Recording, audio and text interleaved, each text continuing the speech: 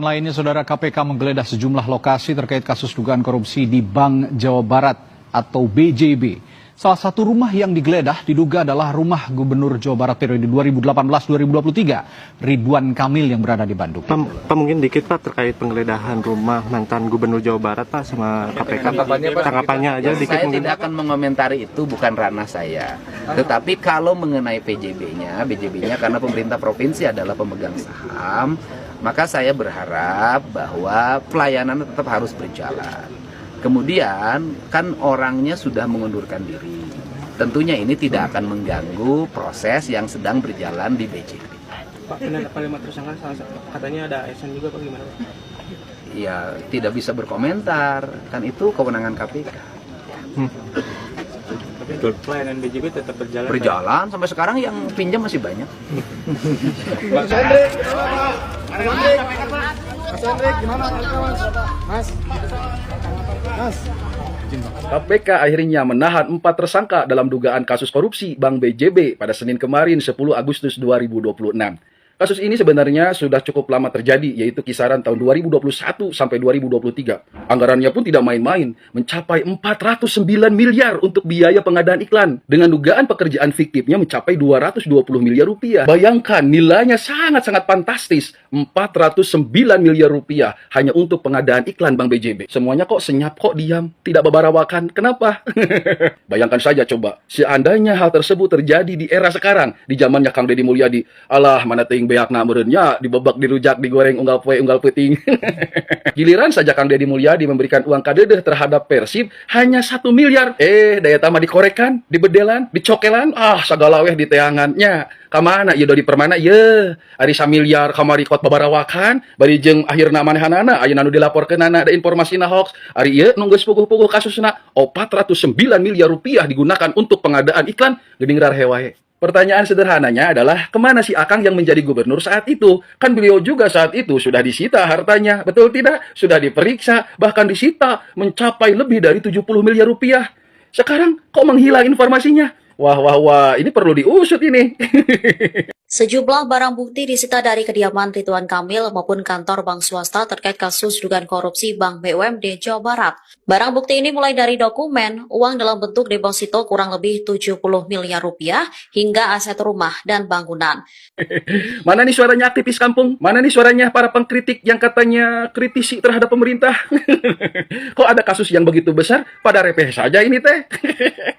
Jadi para pengkritik itu benar-benar bersuara atas nama rakyat untuk kemaslahatan masyarakat Jawa Barat, atau memang hanya sebatas kepentingan atas ketidaksukaan? Kenapa terhadap gubernur yang kerjanya baik, transparan, terus dicari kesalahan-kesalahannya meskipun tidak ada, tapi kenapa di saat ada kasus yang begitu besar ini, semuanya senyap, semuanya diam?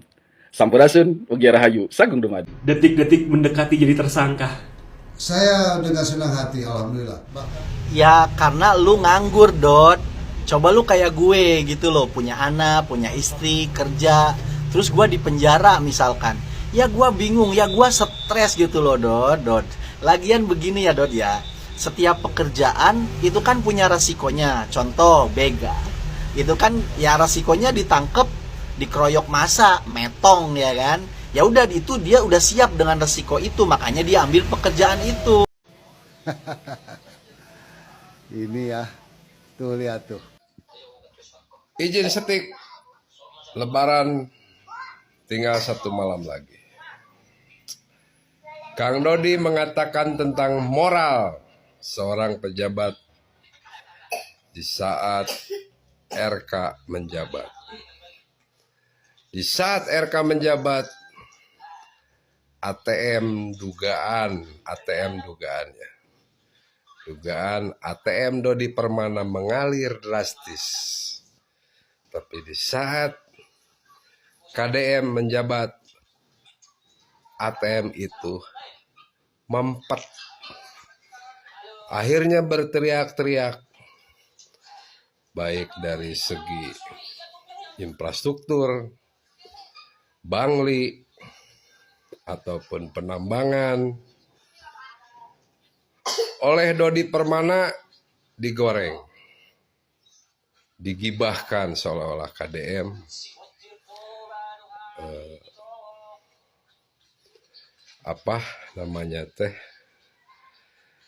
menganiaya rakyatnya sendiri.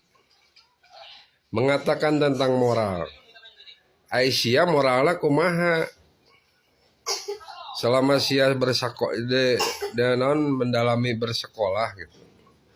Moralnya sampai mana? Seolah-olah merasa paling benar, paling jetu pola pikir RK ataupun sia Dodi. Ayeuna orang ngambek, isukan mah lebaran. Tah anu kudu dirobah mah moral jeung akhlak Dodi tah. Moral maneh teh jeung akhlak mah dirinya teh patojaya dengan legalitas yang mengatasnamakan aktivis kampung. Menurut saya pribadi itu bukan kriteria aktivis. Itu mah pecundang Jawa Barat yang dimana ATM-nya di stop dan sekarang pejabat-pejabat yang berpolitik bertolak belakang dengan KDM sudah tidak mau memberi anggaran kepada dirimu Dodi. Makanya kamu berpikirlah kalau mengatakan tentang moral. Moral apa dan kamu jasa apa selama kamu menjadi aktivis kampung? Menurut saya tidak ada. Apa? Tunjukkan kamu hasil pemahaman pemikiran kamu selama jadi aktivis. Dugaan ujung-ujungnya transfer dana. Sekian Dodi. Loh, kok cuma 4? Gak 5 sama ketuanya RK. Tenang aja, sekarang kan sudah ada pemanggilannya dari PK gitu kan. Nih teruntuk ya si Dodot Barkodot ya berserta reng-rengannya gitu ya yang suka sekali menghujat-hujat Deddy Mulyadi ya. Nih lihat, mestinya kalian itu mengomentari atau mengkritik orang-orang seperti ini yang sudah jelas mereka terbukti korupsi gitu ya. Korupsinya juga gak main-main. Kenapa cicing wae? Oh iya aku tahu, RK kan junjungan kamu, di Dodot. Ya kita bisa lihat tuh bagaimana Dodot Markodot selalu menyanjung-nyanjung RK gitu. Nah itu yang disanjung-sanjungnya tuh sekarang lagi dipanggil-panggil KPK gitu ya. Kalau Kang Deddy Mulyadi yang sering dia hujat tuh, yang si Dodot Markodot sering hujat ya, ada perbedaannya. Perbedaannya kalau Kang Deddy Mulyadi suka belusukan ke masyarakat ya untuk menyelesaikan masalah-masalah masyarakat. Nah kalau yang dia sanjung-sanjung tuh RK gitu ya, RK itu sukanya pelesiran ke luar negeri sama kalian tahu sendiri lah ya, kalian juga tahu sendiri suka ngapain dia gitu ya. Nah seperti itu ya Kang Deddy. Lihat nih di junjungan kamu nih, sekarang lagi ada masalah apa gitu ya. Mestinya kamu itu yang kalau seorang pengkritik itu harusnya bisa melihat matanya. Siapa yang harus dikritik? RK apa KDM? Izin. Wadodi. Katanya di video Wadodi datang ke Polda itu memenuhi undangan tuh. Ya kan? Lah ngapa ini anak buahnya mempertegas kalau Wadodi ini dipanggil? Udah rapi-rapi sama Wadodi diplesetin antara dipanggil dengan memenuhi undangan. Lah dia nongol di komentaran video gua. Baru gua ngomen terkait masalah Dodi Permana dipanggil Polda ngesepil makanan. Dia langsung komen secara tidak langsung mengiyahkan. Padahal ketuanya sendiri Wadodi ngomongnya memenuhi undangan. Aduh gimana sih ini ketua dan anak buah kok kagak kompak. Harusnya kompak dong, sama-sama berkata memenuhi undangan gitu. Ya berarti bukan cuma gua doang, bukan cuma yang lain-lain doang nih berpikir kalau emang beneran dipanggil. Tuh anak buah lu aja mengiyakan, pemikirannya sama dipanggil juga. Kang Dodinya cerdas sayang, anak-anak buahnya pada raja dongeng, pada kagak cerdas. Tapi cerdas dari apanya sih Po ya Wadodi? Ya, cerdas dari segi apanya Wadodi?